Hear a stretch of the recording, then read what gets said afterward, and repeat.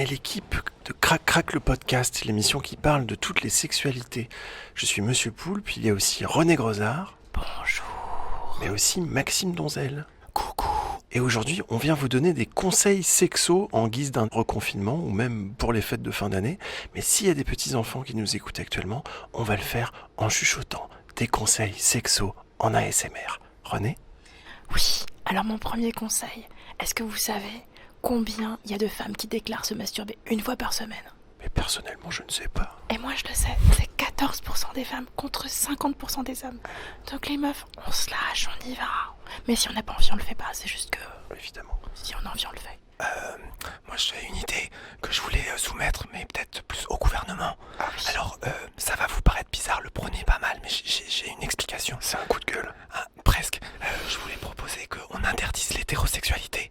Comme d'habitude, Deux secondes, ne hurlez pas. Ok. Je ne pas de l'idée, c'est que du coup, il y aurait moins de reproduction. Ouais. Donc on fait baisser la population mondiale. Et du coup, il y a moins de pandémies. Ouais, bah...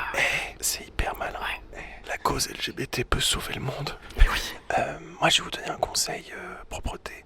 En fait, si vous comptez mettre des doigts dans des interstices humains, je vous propose de couper vos ongles parce que c'est vachement porteur de bactéries et ça peut vraiment polluer l'être humain et puis aussi le déchirer tout simplement.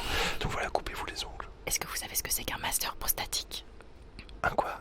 En fait, c'est un masseur qui vient masser la prostate. On le met dans son séant, comme on dit dans un langage châtié, et ensuite ça masse la prostate. Et à l'origine, c'était un objet qui était fait pour la santé.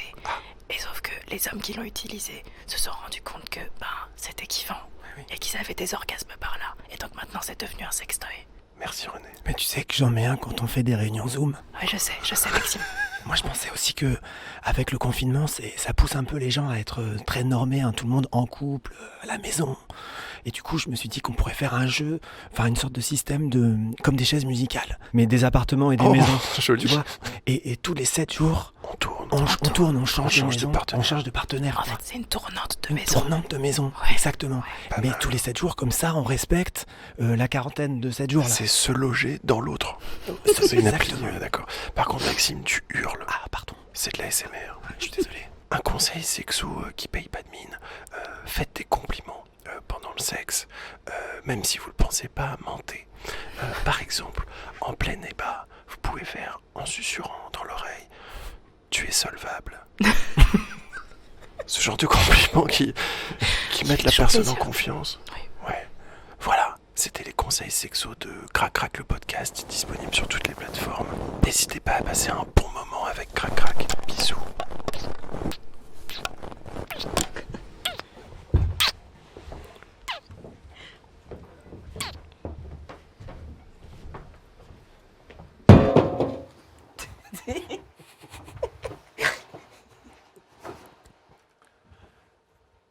Un dernier conseil, si vous avez une bite ou un objet qui y ressemble, n'hésitez pas à l'enfoncer dans le de votre partenaire, mais pas profondément, juste sur les bords, là, ça suffit à bien c'est là où il y a toutes les... Allez, bisous.